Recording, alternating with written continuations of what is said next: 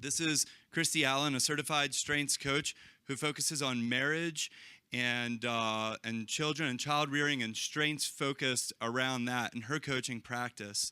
Not only is she a local celebrity, she's in the Mormon Tabernacle Choir and an actress, but she's also married to Paul Allen. And we're just so honored she could speak today. Thank you, Christy.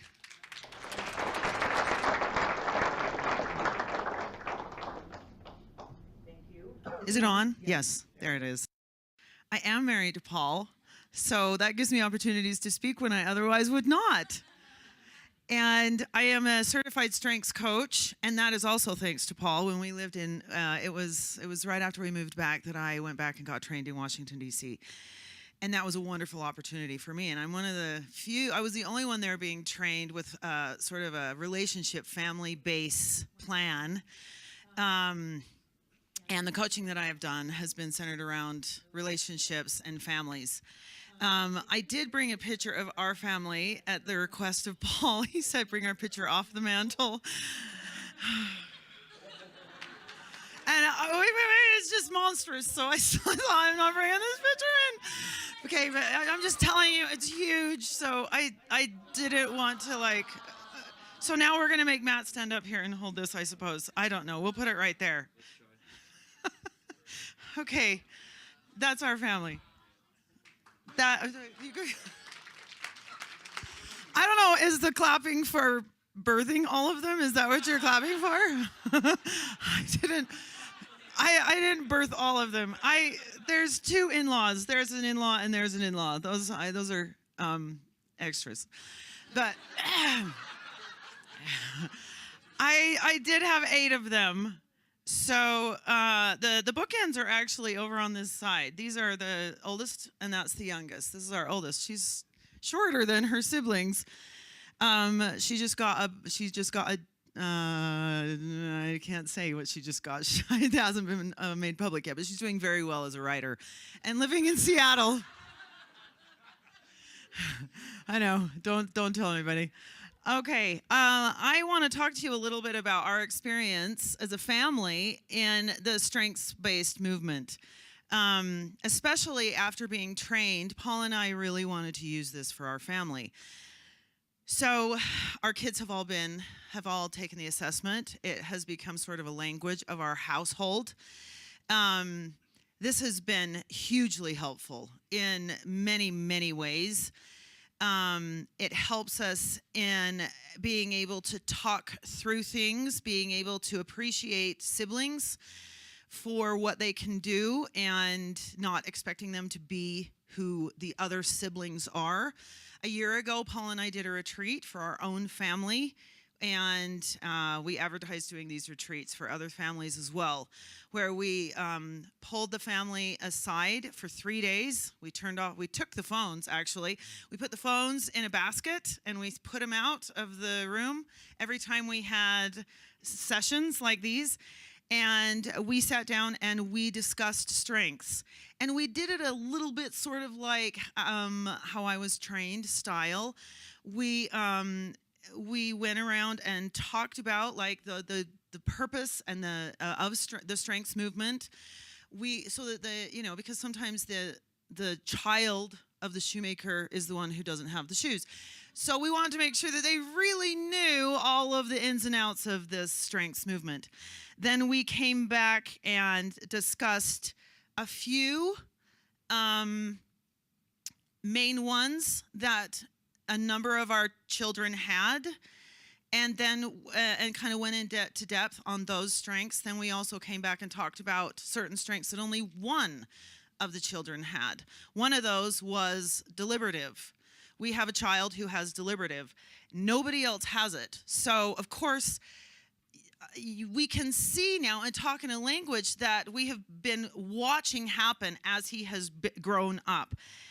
Deliberative, as we have seen this manifest in him, likes to observe. They want to get the information in, and they are not going to talk a lot. He never talks.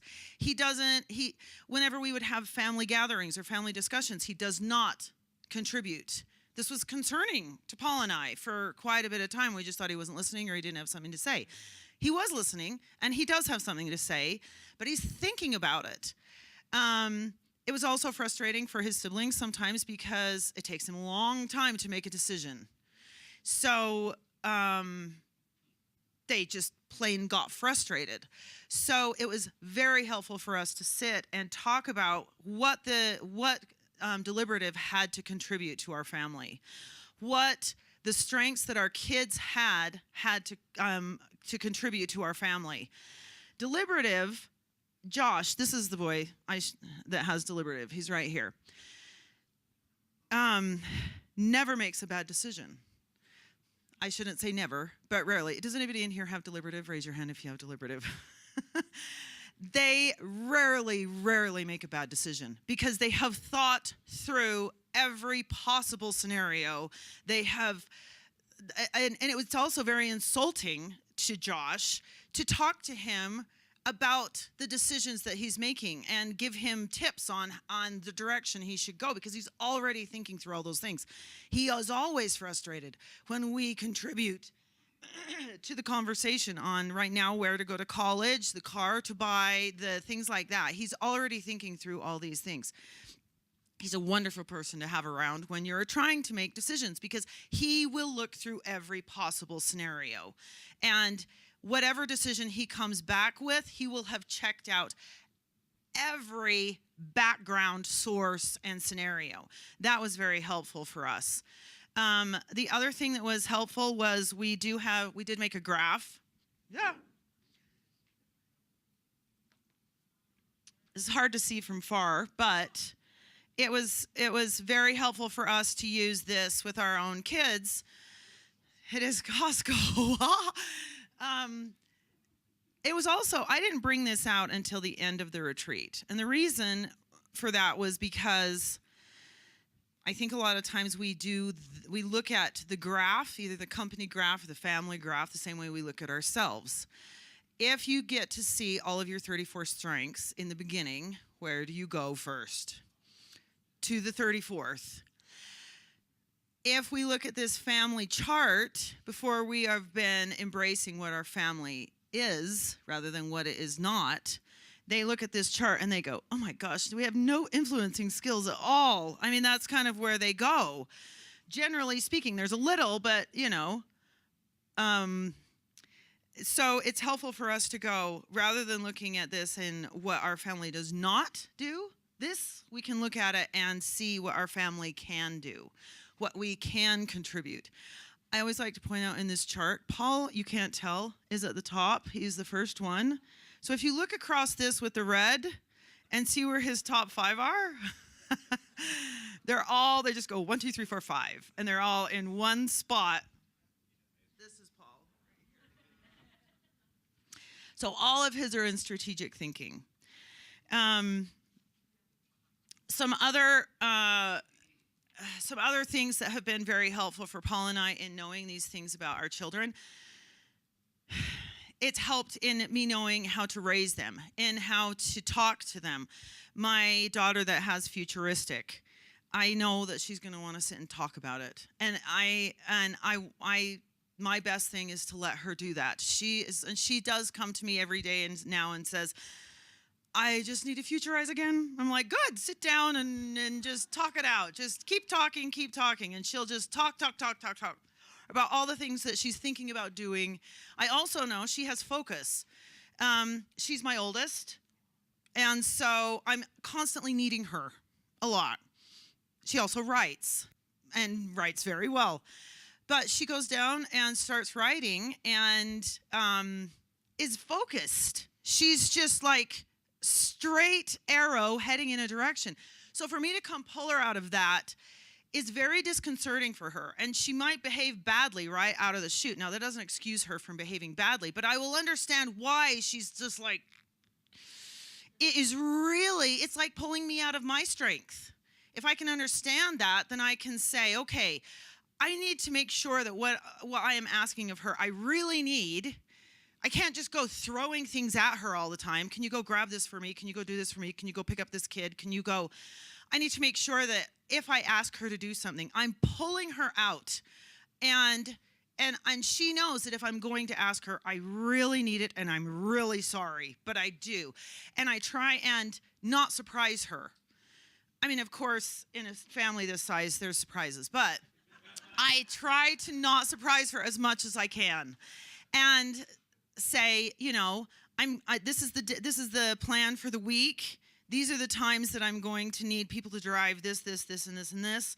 What can you help me with? Those are very helpful tools for her. That makes life very easy for her.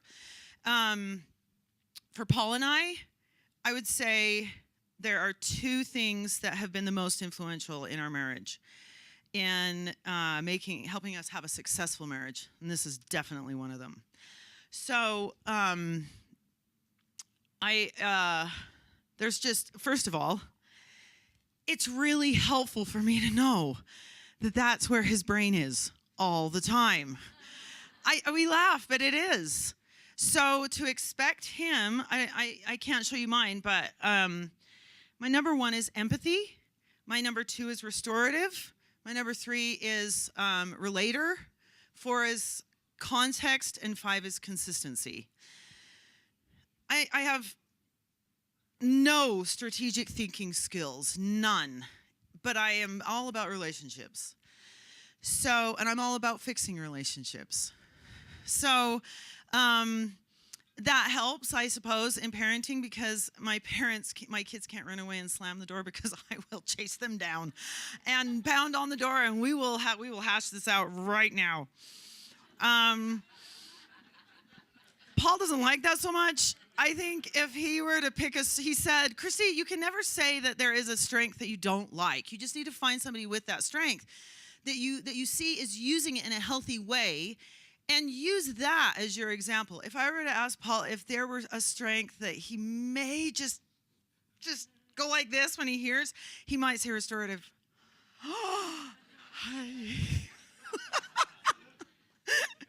Because I can't stand discord.